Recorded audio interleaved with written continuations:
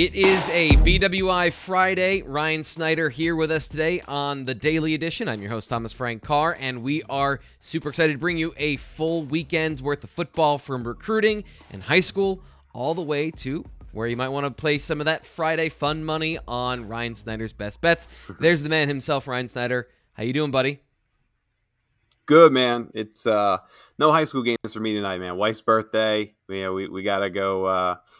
Get some dinner tonight, do some family things. Bo Prabula is playing Anthony Ivy, so I'm a little torn on that one. That's a game that normally would be a no-brainer. So, family comes first, though. So we're gonna stay in tonight, and we'll have four or so strong weeks to finish out the season with a bunch of good playoff games. So we'll see plenty to finish it out, but.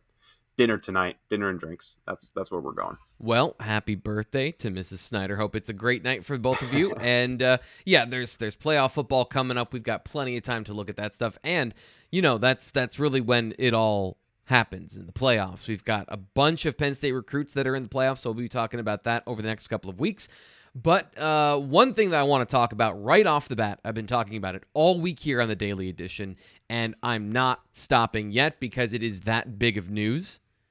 BWI Illustrated has a brand new home. From the founder of Rivals and 247 Sports comes the next generation of high school and college sports fan experience, On3. On3 is going to change the way you follow Penn State sports with new technology and a 21st century approach to recruiting. I've been saying that all week. We're going to get into what that actually means today on the show with our insider, Ryan Snyder, in recruiting. The great news is that if you've been following BWI Illustrated, come on over. We've got a ton of people from the old site that have come over, and we love that you're there. But we want it not just to be the same gang. We want this party to grow. So if you're looking to join BWI Illustrated, and you haven't yet, it's $1. It is $1 single. I already showed you this week, but this right here is a subscription. Right there. It's upside down. There you go. It's upside down. We have another subscription right here. I can pay for 2 people to have a subscription. So we might have to do something about that next week. I don't have that planned out yet. I'm going to Venmo people. Yeah, I don't know if I can legally do that, but I got a couple $100. Yeah, I'll hand somebody these dollars. I'm fine with it. If you see me in public and say, "Hey, want a subscription?" I will hand you the dollar out of my wallet. So it's just $1 for On3. Link in the description to sign up of all of our videos and all of our podcasts. So if you're listening on the podcast and you're like, "Oh, well, it's not in the video." Yes, it is. There's no excuse. Sign up for $1. You get 12 months of access free. And Ryan, one of the things you talked about when we moved over to On3 was you've been excited for a very long time to talk about the On3 database. Tell me what it is and why you're so excited. Well, it's for the first time. It's kind of 3 databases in one. When we were with Rivals, it was primarily focusing on just the high school aspect of it. And this is the recruit. This is all of his recruiting information. And then once he gets to Penn State, that's kind of where we just move on, and the database, I don't want to say dies, but that's where the tracking, I guess, finishes. And 247 did a great job in expanding on that. And they had a recruiting database. And then, once the player got to Penn State, it filtered into a different kind of a page, I guess, with stats and information from their time in college. Well, now we're going to expand on that again, and we're going to include NFL information on that. So once it gets all created, we could use Micah Parsons, for example. Once we get everything together, we're going to have Micah's recruiting data. We're going to have all of his Penn State data together, and then we're going to follow him in the pros. And everything you want to learn about Micah Parsons as a professional, all that information will be all in one place. So that's really cool, but it's really there's so much more to it than that. And for me, being the recruiting guy, it's the kind of level of detail we're going to go into from a recruiting perspective. So I wrote about this in our introductory story on why we want to move to On3. The state database, the high school databases, the coaches databases. We're all going to kind of intertwine these, and we're going to have a map of basically Pennsylvania, and you can click on different schools, and you could go to Ematep Charter, for example, and we'll have everything from Ematep Charter's average star rating over the years to the handful of schools that have recruited them best, the handful of individual coaches who have maybe moved from one school to the next school and how they've done, at Ematep Charter, how Penn State has done there. And then, I just go on and on here. Yeah. We're going to just kind of put all different pieces together And that's how we're also going to try and predict guys. We're going to look back on data and we'll say, okay, this kid is from Emetep. And he's visited Penn State 4 times. He's visited Alabama a couple times. And, we look at, oh, well, Emetep actually has sent guys more often to Penn State. And, oh, there's this tie with Terry Smith, who's a good recruiter. And that's going to factor into our RPM, which is basically an AI system for a crystal ball. And it's going to kind of spit at numbers and find different ways on why past history, what this player has done. And plus, when you add in coaching relationships, this is the school that right now, as of this date, makes the most sense for where he's going to end up. So it's just, there's a bunch of little things like that. To me, it's really, I'm really excited about the state database. I talked about this before. It's, we're really going to learn now, and we're going to specifically track, how many players come out of Pennsylvania every year, compare it to California, compare it to Florida. And we're going to really learn, where Penn State stacks, or where Pennsylvania stacks up. With producing Division I talent and things of that sort. So we can go on and all day. We're going to have a coach database then where it's going to look at, who Terry Smith has recruited, the players Terry Smith has gotten to the NFL, and where Terry Smith then stacks up against different defensive back coaches out there as far as a recruiter and as as a actual coach. So just a bunch of little things like that that I'm really excited about. I've been working behind the scenes on this for, pretty much, I want to say the entire year, but basically back to, April-ish, I guess. Yeah. So this has been something we've all been kind of spitballing and giving ideas for. And here we are. So we got a lot of work to do still.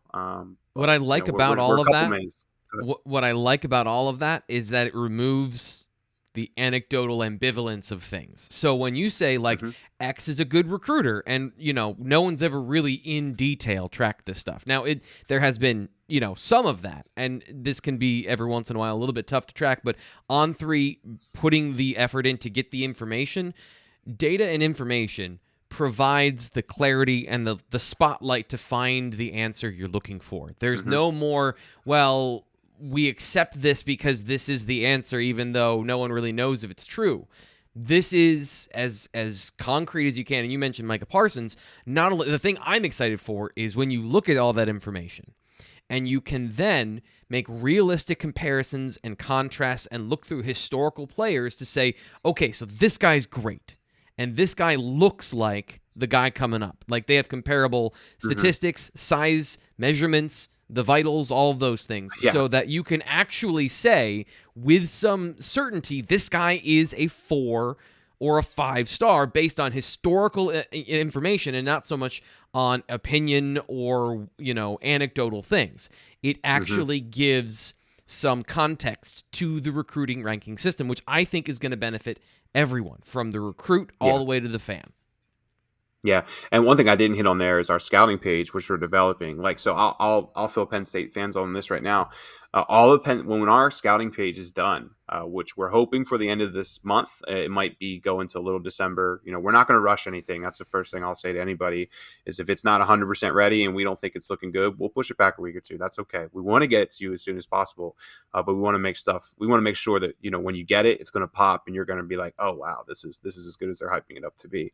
But our scouting page, I spent the last week putting in every possible vital I can for every one of Penn State's committed players. So you're going to know all the Nick Singleton's 40 times, his 100-meter time. You're going to know exactly what Drew Alar ran at this camp. You're going to know what Bo Prabula ran at this camp. Same with Caden Saunders and all these guys. I mean, I spent weeks catching up with either sources from Penn State and some of that information we can use, some of it we can't. It's kind of, I appreciate them giving me information, so it's really whatever they're okay with. But then we're going to go look back at the UC report camps, which are what we often refer to as Under Armour, and we're going to use it from Elite 11 for the quarterbacks, different camps all across the country. We've just been piling up all these different informations from arm lengths to 40 times to shuttle times. We have broad jumps in there. If you are in track and field, we have a database for your 100-meter times. For a guy like Javen Williams, a top 2023 prospect who's also great at shot put, we have all of his shot put discus numbers in there. So we're gonna build this up. It's gonna take time, like I said. It's this is a big project. I'm really gonna make sure though that Penn State fans are gonna have the key numbers for Penn State fans or for Penn State players. So when our scouting page launched, go immediately and go check out the committed players, because that's the information I've logged right now, and then I'm going to work on the 2023 guys here in the months ahead. So speaking of the stuff, and this is, I'm genuinely excited about this stuff. So if you're sitting here listening, you think you're excited about it? Oh, I know. Like I know that this is like something that this is something that you've been working towards and wanting for a long time. I know we've talked in the past about what you think are some of the holes in some of the other recruiting databases and what you'd like to change, and you've had that's why what I'm trying to say is, like, this isn't just like an infomercial for On3. We believe in these things. We are all in on what we're doing here, and this is a huge part of what both of us working in and around recruiting. Obviously, you're the recruiting insider and the expert, and I dabble in and out with my evaluations You're pretty good of players. Scouting, Frank. Give yourself some credit there. Well, thank you. At that stuff. I just mean that it's not my full-time focus year round. It is for a good bit of the year, but like, you're living and breathing this stuff. So this is something we're super excited about, and I know you can hear that in what we're talking about. And I want to get into some of that today, because you've been working really hard over at On3 to put up Penn State's hot boards for the offensive side of the ball. And first off, explain to me what a hot board is. Hold on one thing real quick before we get in hot boards. I also just want to mention our team rankings and why they're different, because I think it's really important to clarify this, because I've had a lot of people all week saying, they'll go over to our rankings and you see Penn State at 7th right now, and you'll go to Rivals, you'll see them at 4th. I think it's the same thing for 247. And the big thing I want to stress with these rankings is that we are weighting them by the average number of players who are committed across the country. And this will be a rolling number that as more players commit, the number goes up. So this gets rid of the fact, remember when Penn State was number 1 in the country for the longest time? Everybody was all excited about it. Back in July, they were on this big run, and they were number 1, and it was this. And it was good. It was good, but it also sets false hope, I guess, and it gives the negative fans ammo then, in December when they come back to where the class really is going to rank. And this eliminates that. So anyone who's been following me for a long time knows that every year when we were still with Rivals, I would do average points per player, and I would look at that team ranking and where Penn State stands. And this is not quite that. It's a little bit different. And also, our rankings are going to put all 4 databases together. So Rivals, ESPN, 247, and On3, and they're all weighted evenly too. That's the one thing people don't know about the 247 consensus, is that 247's ranking is 50%, and then Rivals and ESPN were 25% each. So all 4 are going to be evenly ranked. And then again, we're going to weight it by the average number. So right now, for example, the average number of committed players across the country is 15. So basically, Penn State's top 15 players are all that count in this ranking right now. And it'll grow with time, and that's where it will even out. And the reason we do that is because Penn State has 25 players committed. Alabama has 18. Georgia has 21. Ohio State has 16. Clemson has 13. There's a monstrous difference there when you look at the points that are put together. So the best way to do it then is to not count everybody and just focus on the top guys that are, again, what the average is, which is 15. And that's what you're seeing with Penn State at 7 is where Penn State's going to end up with Rivals and 247's rankings. Once all the players are committed and all the movement has been made, it's sort of predictive in the movement based on what you have in your class already and what's out there.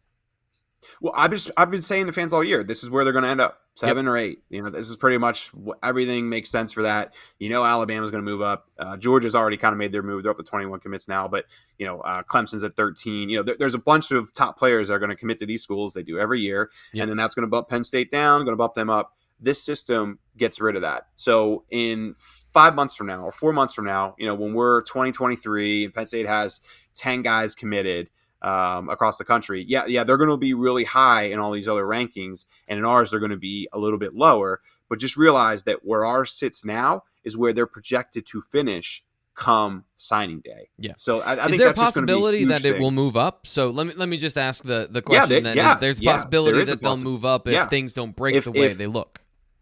So like right now, for example, Notre Dame has 21 commits, right? So they're pretty much done. They have a couple guys to add. Oklahoma has 17. Clemson has 13.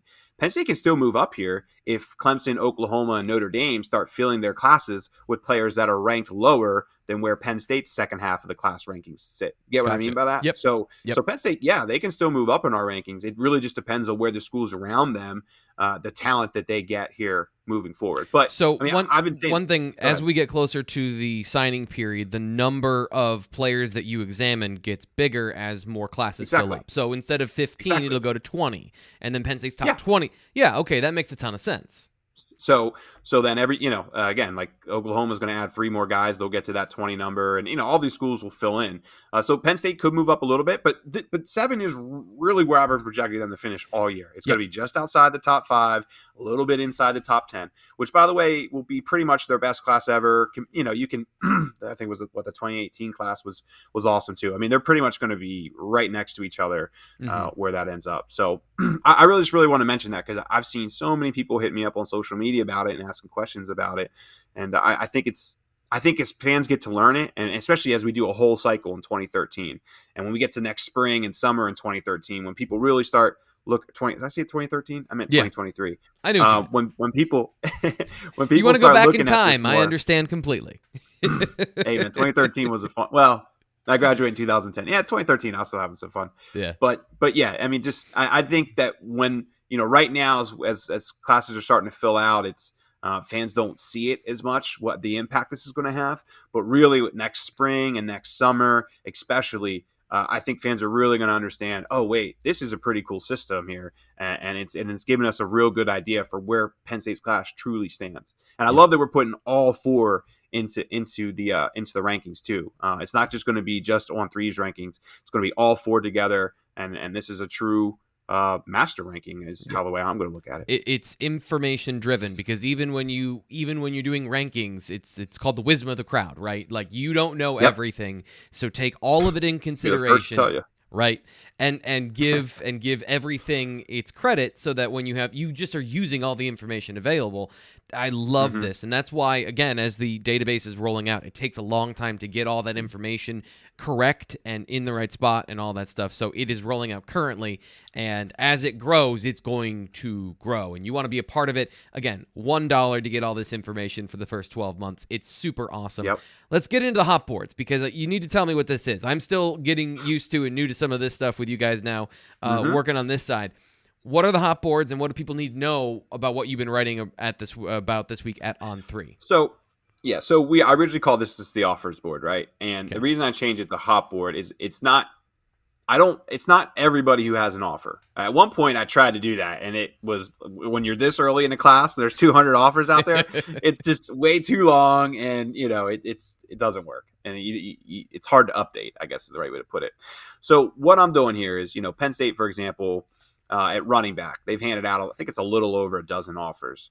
I'm reach out to sources and I say, okay, I see all these offers. I know this guy and this guy and this guy have been on campus. Okay, who are those next couple of guys who you guys have a really good relationship with, who are maybe outside the region yet, who haven't been able to visit, and we need to start paying attention to them now, because in the spring, that you guys think that relationship is strong enough that you're going to get that player here. And that's what this is. And I do it by each position. So, for example, at quarterback, Penn State's handed out, I believe, 8 offers now.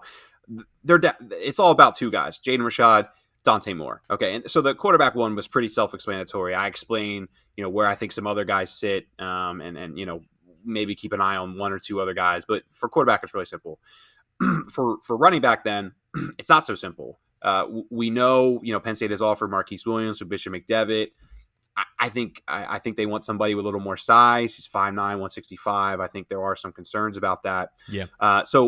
And aside from him, Dalen Smothers is the only player out of North Carolina who's actually visited. So we're trying to figure out, okay, who's really the top guys here, because we haven't had many guys on campus, and a lot of these guys are national guys. So the only way you're really going to know is who Penn State feels good about is by kind of reaching out to people I trust and saying, hey, who's Ryan Snyder talking to all the time? Who's that kid who's going out of his way to talk to Snyder? And that's basically what I put together for that. So I'm not going to go into everybody. Obviously, I want you to sign up for $1. So please come over and check them out for $1. You get a whole year of this. And by the way, just quickly too, when you sign up and you can go into the forum, then you can ask Ryan any question you want at any point, and he'll answer it, or he'll do his best to Yeah, answer as many as I'll possible. do my So best. that's Yeah. the other thing too, is like you get access to, like, if you want to talk to us on the show, if you want to ask questions, well, there's an easy avenue to get to us and talk to us on the message board. So that's another thing. Exactly. You get all that for just $1. You get access to the main line of information. And you get to deal with all the crazy Penn State fans I've been dealing with for a decade now. You can't beat it. You can't beat it. Yeah. All right. But one name I want to mention with running back is Mark Fletcher.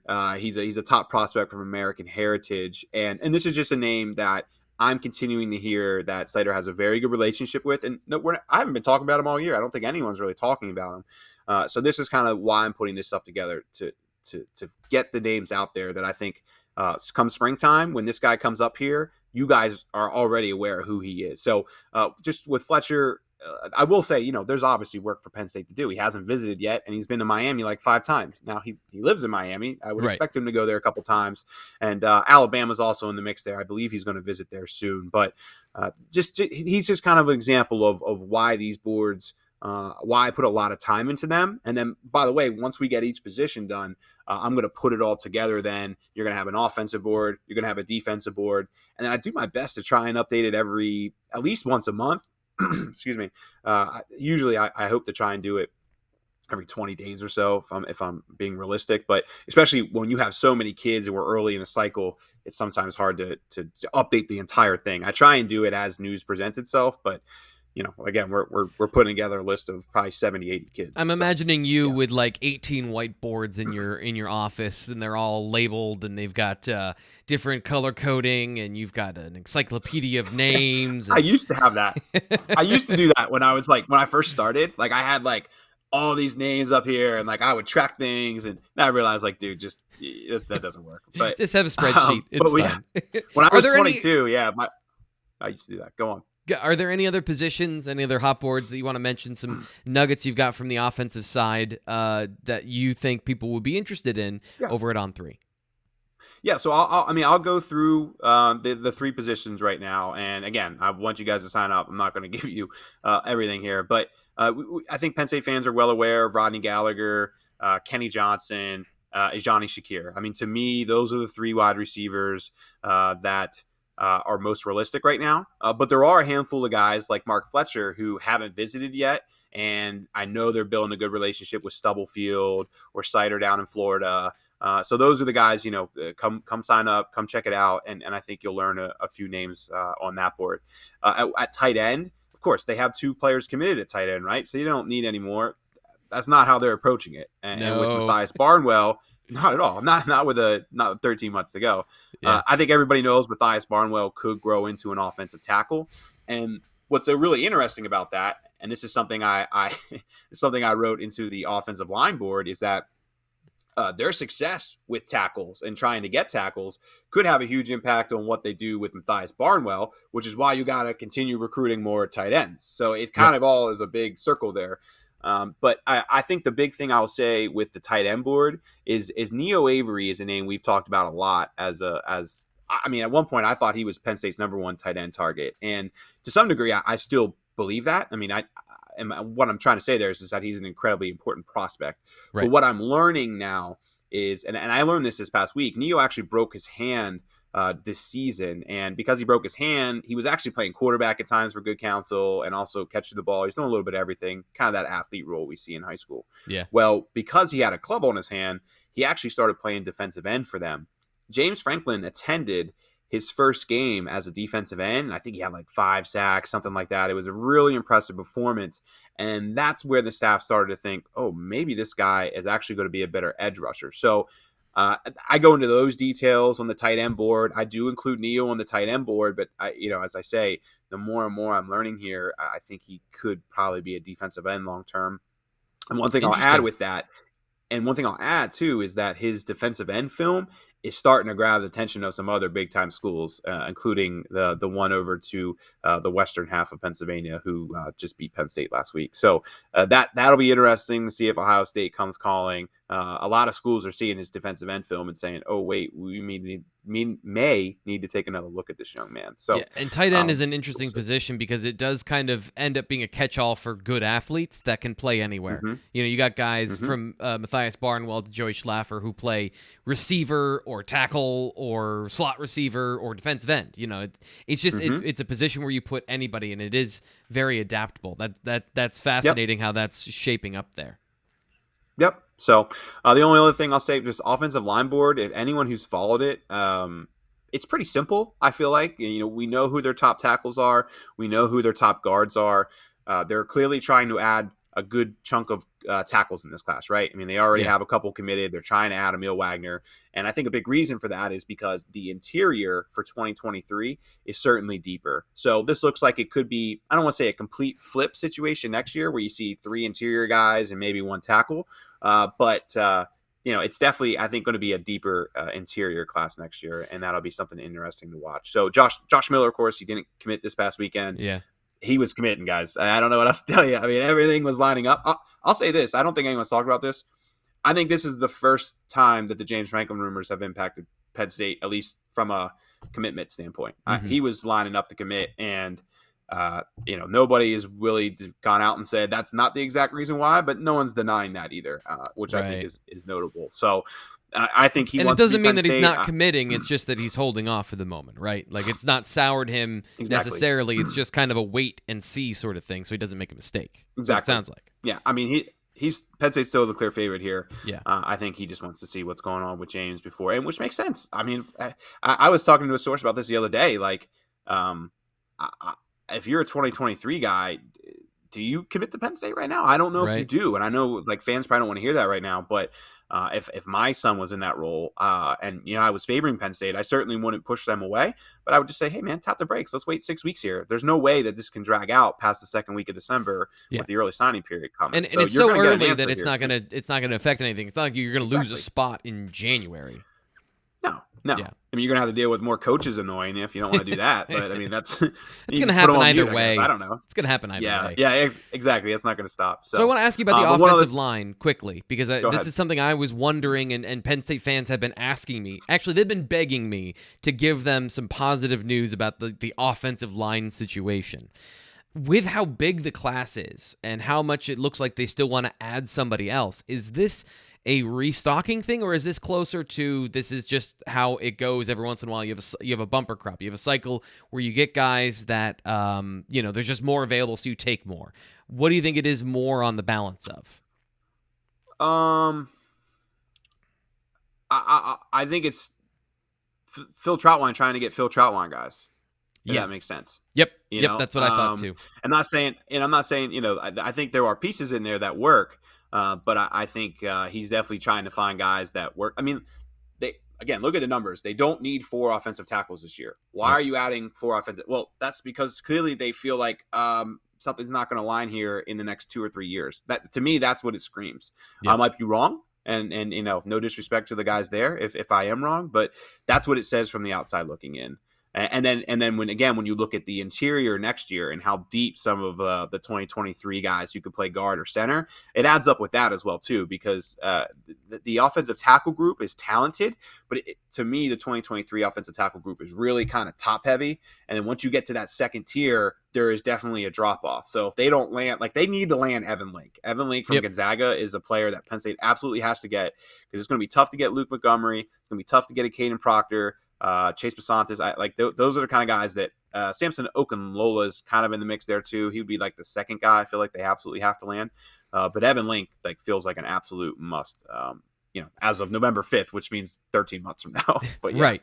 So here's another thing too, and this is I think the embarrassment of riches you get into for some programs where you have first round draft pick NFL tackles that start their career at guard. And I think that's the ideal of where you'd like to get to eventually, is like you have all these talented players and there's this natural succession period at the offensive line. Now, there are going to be exceptional interior players. I think J.B. Nelson could be phenomenal. I think he could be a difference maker on the inside. We've talked about Alex Birchmeier in the past of his talent level, so I'm not trying to dismiss true interior linemen. But it's not like if you have 4 tackles that you can't find a spot for them on the football field. If they're talented, we've seen Phil Troutwine cross-train guys at several positions. So I do think that that's a part of it too, is if you can play tackle, unless you're ungodly tall, like I wouldn't put Malik McNeil at guard, but you can put some guys at guard, and then you can mix and match, but it's harder to get a guard to play tackle. So I think that's, to me, that's part of it too. 6'4", 6'5" is like the key number, where you can kind of, there's a little leeway there. But yeah, I mean, I totally agree. I don't have much to add other than that. I mean, I will add since we're on the topic, Emil Wagner announced this week that he's going to commit on November 11th. I don't know. I thought it was totally Kentucky. I had a good talk with Contact last week, and they seem optimistic that they are very much in the mix. To me, I thought this was a Kentucky, Notre Dame, Penn State kind of line, and now I definitely feel like Penn State's at least number 2 here. But again, his brother's a graduate assistant there. That's a major pool. Now, also, you're a graduate assistant. You already did 1 year. Next year would technically be his last year, and then they got to find a spot for you in a permanent role. So how much does that have a factor? And then, I do know from talking to people that Phil Troutwine is absolutely in touch with him more than anyone. So if he does end up at Kentucky, this certainly isn't from Troutwine not putting his best foot forward, because there is a major difference between how much he's talking to Troutwine and the Kentucky coaches. It just would be a family thing, if anything. So let's see what happens there. The one guy I will also mention is Julian Armella. There's some talk that he could come up here for the Michigan game. He's taking an official visit to Alabama this weekend. Let's see what happens. I mean, to me, it feels like kind of 50-50. Like, I could see him actually committing. Like, some people think he might commit to Alabama this weekend. I haven't followed him close enough to pretend that I have a great relationship there, but just kind of getting it from secondhand. Penn State definitely wants to get him on campus if Emil Wagner does not commit. So there's just a lot of kind of moving variables there. So it very much is Wagner, and then it would be in a pecking order in that way. Gotcha. Yeah, I mean, Armella's ranked really high. I think it's just more so from a relationship perspective, from right. how deep you are into that. I'm sure Armella's a very good prospect. So I'd actually be curious to know where Penn State, specifically, if they could take one or the other, where they would rank them. But when you're months and months into a relationship, and by the way, Emil was their top guy for the longest time. Right. It's not like they could pass on that to take a chance on Armella. So yeah. So another thing that you had in your mailbag today, it was an interesting question that I want to get to. This is one that I love. I feel like I have something to say about this one. Toughest positions to recruit for any recruiting staff. That was a question in your mailbag. Again, up at On3, Penn State On3, if you want to check that out. What did you hear about that from the people you talked to when it comes to recruiting, and what did that specifically mean to them when it's a toughest to recruit? Yeah, so I put a little time into this one, and I was curious because I get it a lot, and I think, like, I don't do recruiting. I'm not the recruiter. I just report on recruiting. So I felt like the only way to really answer it was to ask people. So I reached out to a Penn State contact, and then I reached out to another coach that I became close with while covering another school. I covered Maryland, Pitt. You could add it up, but one of those from back in the day. And long story short, they actually totally agreed on the 3 positions that would be most difficult. I didn't really get an answer for the least difficult. I think it just kind of stands out from who's at the top, and then there's like a group of guys. But when you think about it, it's not really that hard. Quarterback, offensive tackle, defensive tackle. And the reasons were pretty simple. For quarterback, and let me clarify, this is just to get top players. This isn't scouting top players. I will hit on that in a second. But this is just how hard it is to recruit and get the best top players. With quarterback, the cycle is always a year to a year and a half early. So you are trying, first off, you have to evaluate very early. And then, unless you're getting in on guys like when they're 8th grade or freshmen, everybody else is already kind of on them. So that from that perspective, it's hard. And then at offensive tackle, all you got to do a Google search. I wrote this. There's 3% of American, or 3% of people across the whole world that are 6'5" or taller. Okay. And that's what you're searching for, right? You really want tall people who are athletic too. And, it's just, and you're competing with the NBA for a lot of them. That too. So, it's just a kind of a numbers thing with offensive tackle. You're looking for not only someone who has that size, but by the way, they're a pretty good athlete too. So the numbers, just from a national perspective, you're looking for something incredibly specific, and 120 other schools are looking for that too. So when you have those real top tier guys, it's just limited more compared to wide receiver or running back. And then it's really kind of the same for defensive tackle as well. You're not necessarily looking for just 6'5", but it's more so that defensive tackle, the elite defensive tackles are major difference makers in the, Yep. and then there's just a stark difference between, I'm not, everybody uses Aaron Donald. That's probably not fair, but there's just a stark difference between those handful of elite defensive tackles who make a major difference every year. I mean, there's only a couple of them in every recruiting class. Yep. And there's always, just a big gap between guys who can do it well, but not elite. And then those guys who can really take on double teams and still make the play. Here's one that it's familiar to Penn State fans. I don't mean to bring up something that stings, but Christian Wilkins, he's a good NFL tackle. He's not anything as far as being a difference maker, but he was a difference maker on the college level. And if you look at, Dalvin Tomlinson or Quinnen Williams or some of the other guys that Notre Dame has gotten recently that have been talented defensive tackles, the size and athleticism to do those things. And here's another one that I think people don't really understand why it's important is the flexibility in your body to win leverage at 6'5". It is just rare. It's just rare. And that's why finding guys that can do that is super important. Sorry. You caught me drinking a Red Bull. Terrible timing today. I am like, dude, I've worked till like 11:30 midnight every night. I am running on fumes here. So I'll just get into real quick the scouting side of it.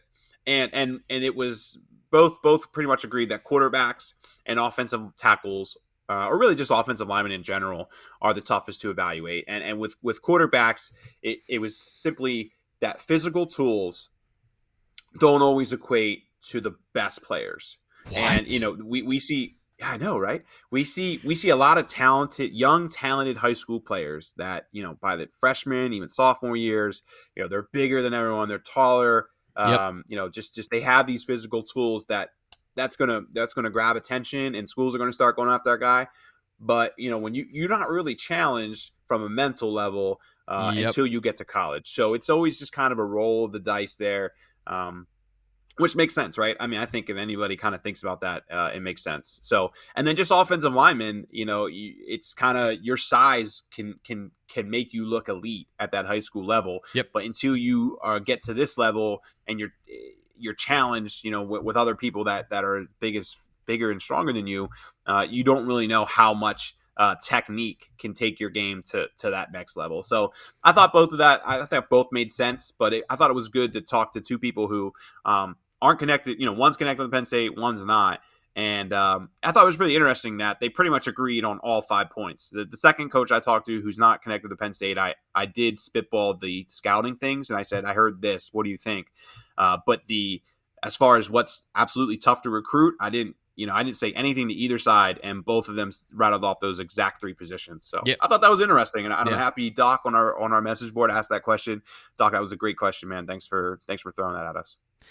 The scouting one, I think too, you can have your own weaknesses, right? So, general manager of the Ravens, Ozzie Newsome, was a Hall of Fame general manager. Couldn't scout a receiver to save his life. Like, they could not find a receiver to come in and play for the Baltimore Ravens. They missed in the first and second round all the time. So personally, on an individual level, you can have your own holes. That's I could talk all day about this, but one position I want to bring up that I think is interesting because of the way things have changed is linebacker. Now you can find guys that have a specific skill set, and that's why I think it's easier to scout that position of like, okay, I know that guy's going to be a run stuffer.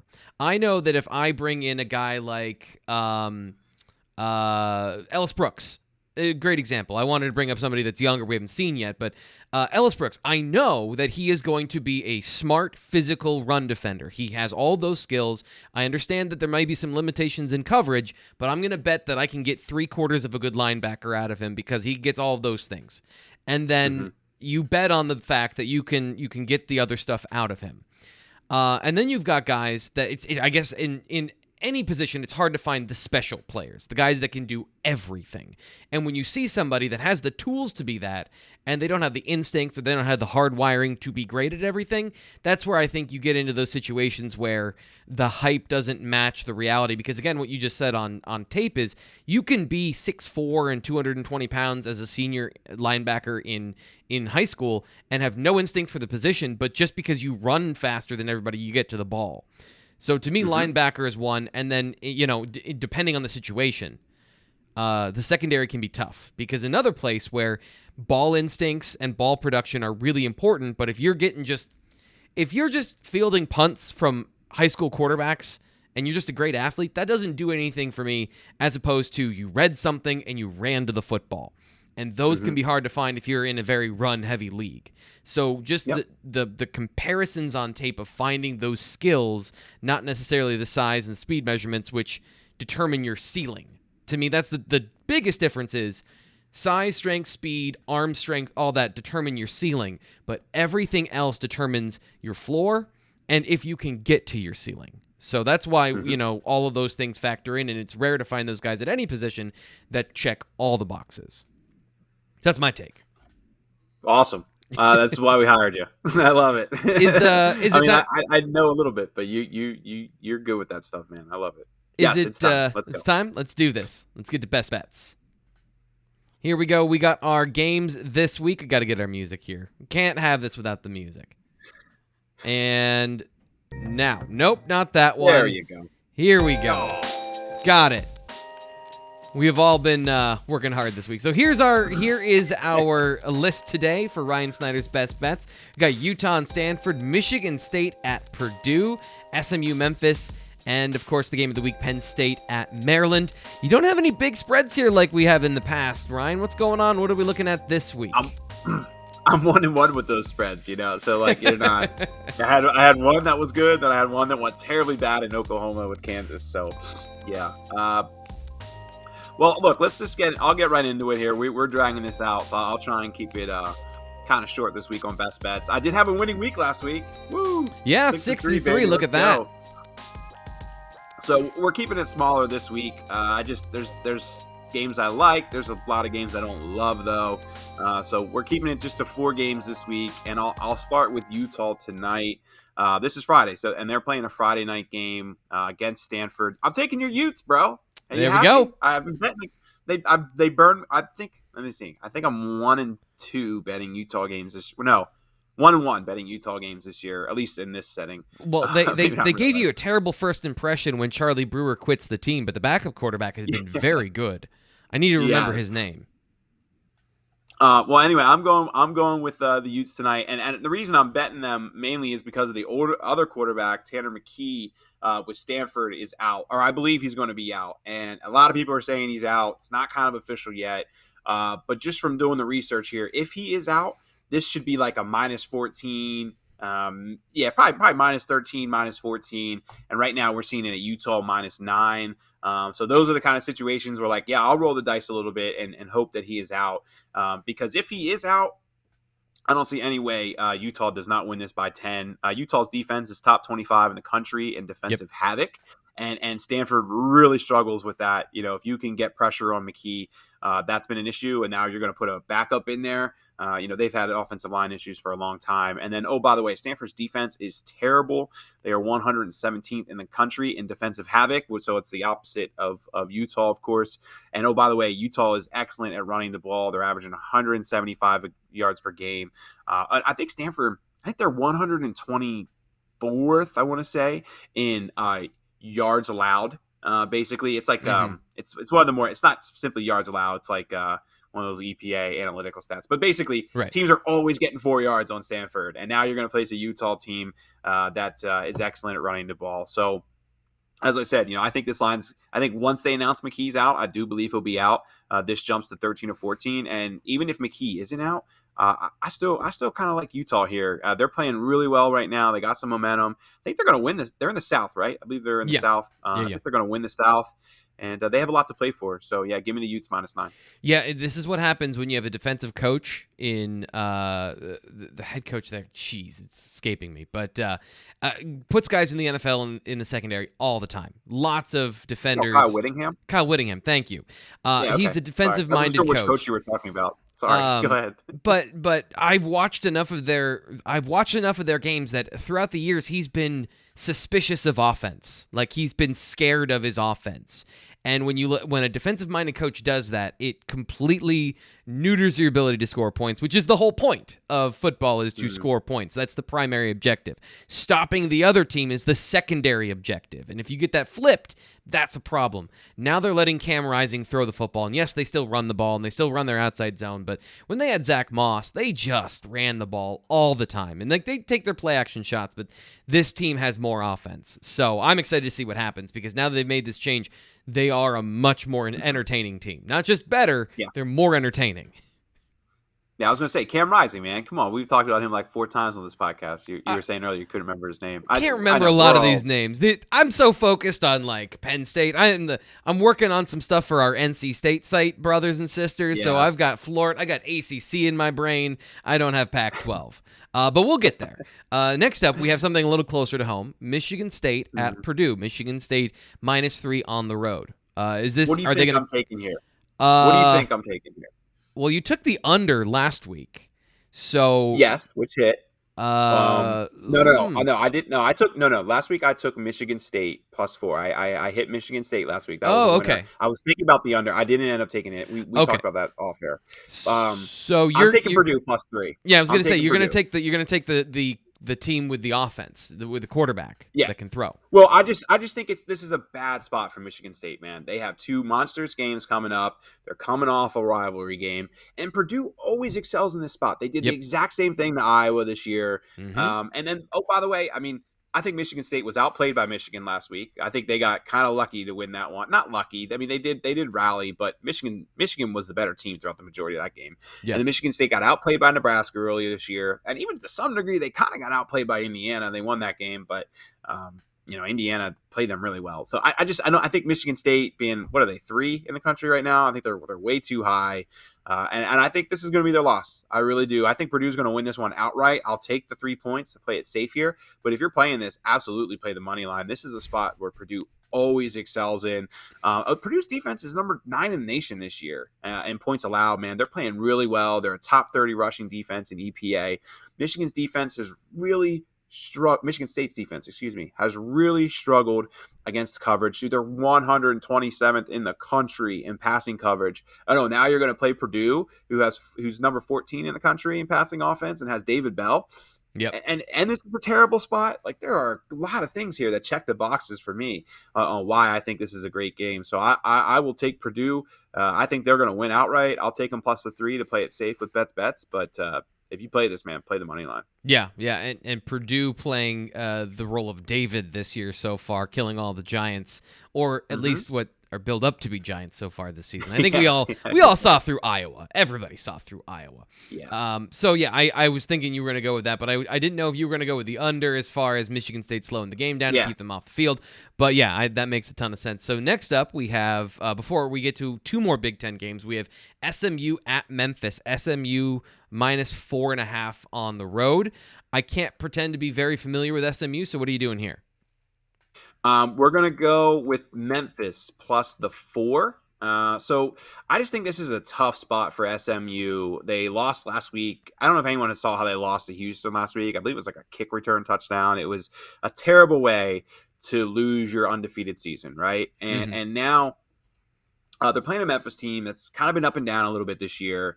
But there's a couple key things here that I really like with Memphis. This is going to be an explosive game. There's no doubt about it. The over under 70.5.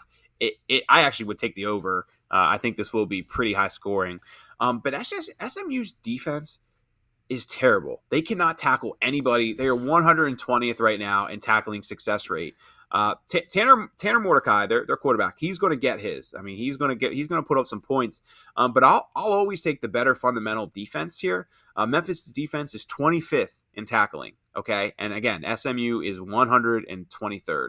I like that stat when you're in an explosive game and you got to you got to make a tackle or two to keep a 40-yard gain off the board.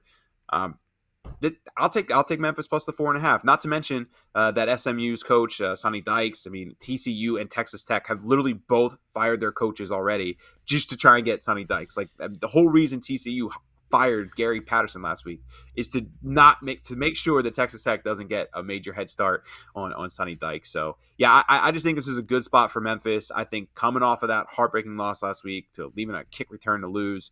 And you lose your undefeated season. Now you're playing a respectable Memphis squad that, yes, they've been up and down. They're getting 4.5 points at home. Give me the points. Next, we have Indiana at Michigan. Indiana, a 19-point dog. Oh, I'm sorry. We took that. This water, That's right. I'm looking at our previous one. Off.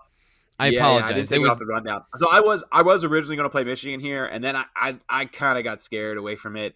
Indiana has played Michigan well in recent years, and like there is, to me, like I do think this is a good spot for Michigan. They always kind of rack up on these like they're injured, and they're 7th in the country right now in the poll. Like there's reasons to think that Michigan is just going to hit the pedal to the metal here and smack Indiana.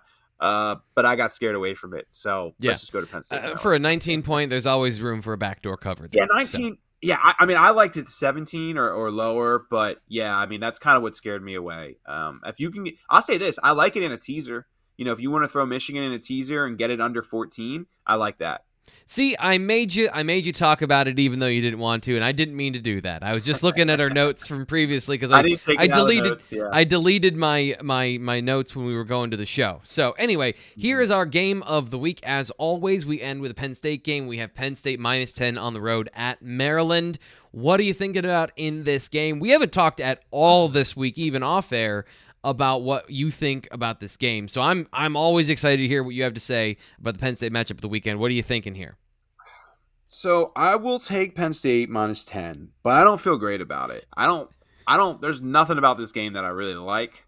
I would say this, like if Maryland had a lot of its star players, I would play Maryland. Obviously the spread wouldn't be 10 if they had, a couple of their receivers they're missing and whatnot, but I was high on Maryland entering the year. I talked to them about having a 5.5 over 5.5 wins on them. They're at 5 right now, so they can get a win down the stretch. They'll make bowl, and that over under will hit. So I do think Penn State will play this game well. I do think we saw a lot of progress from their defense last week.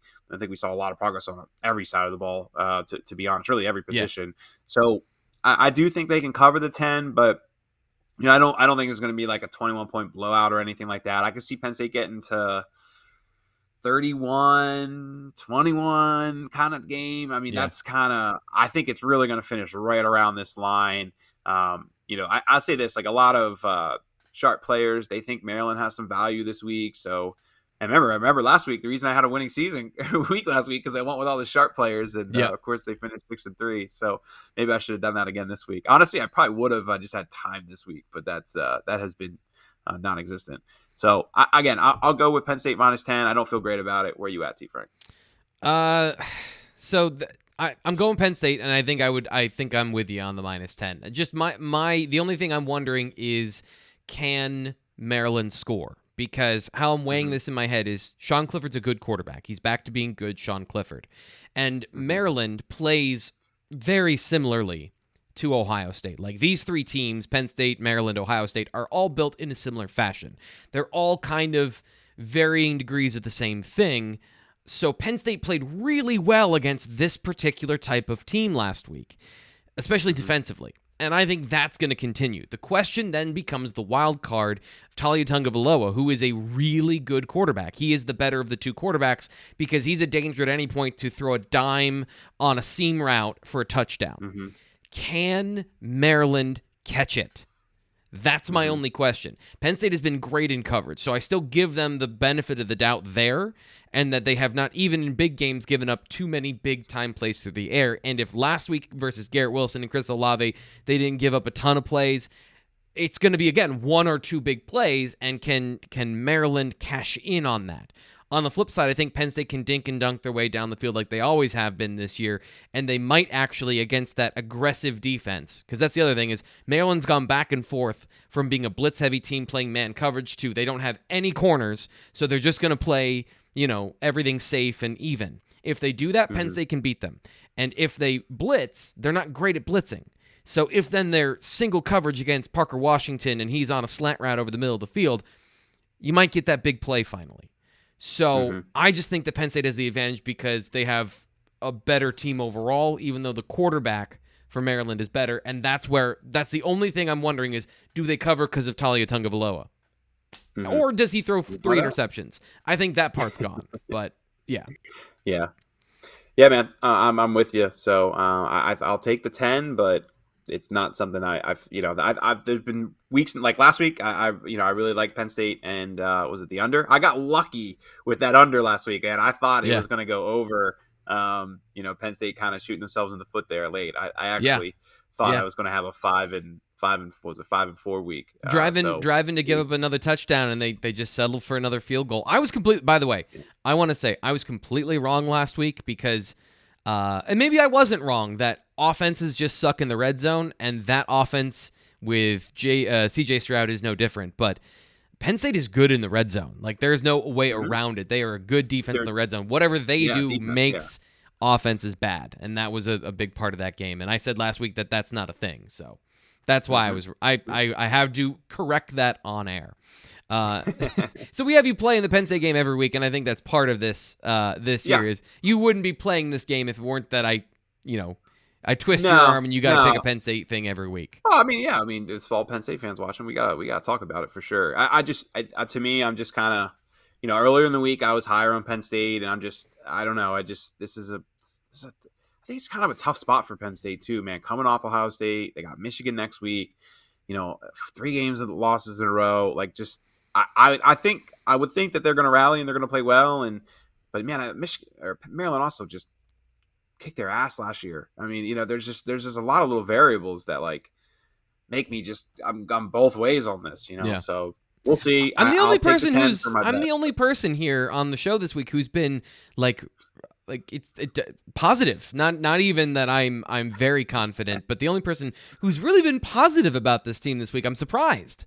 Like I'm usually the one who's pretty negative about stuff with like, here are all the problems. This is where I started the season with, and I'm like, hey, this is a good team. Their quarterback is good. They can win this game.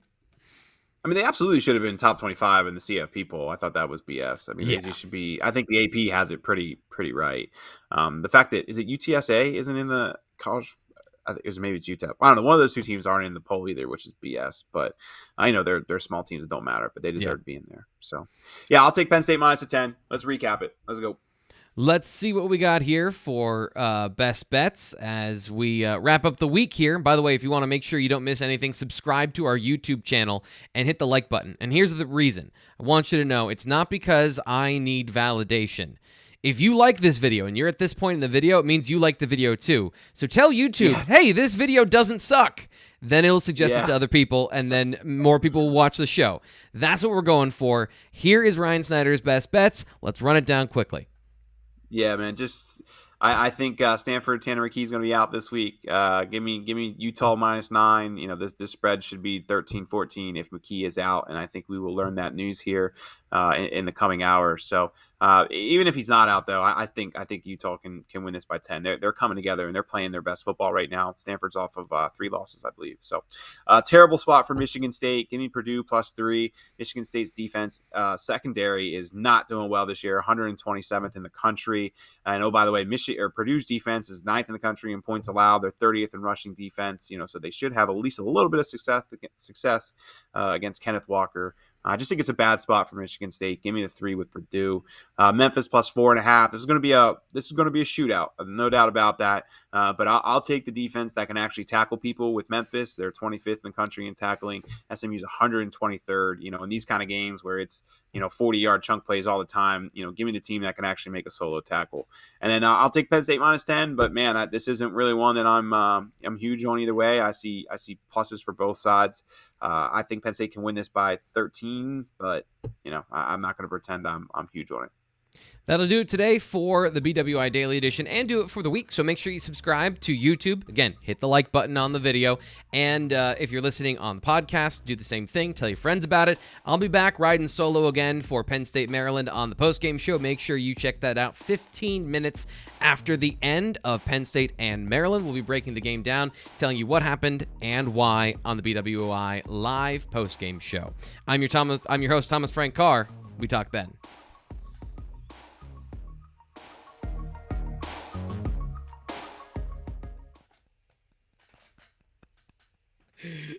We'll be talk then.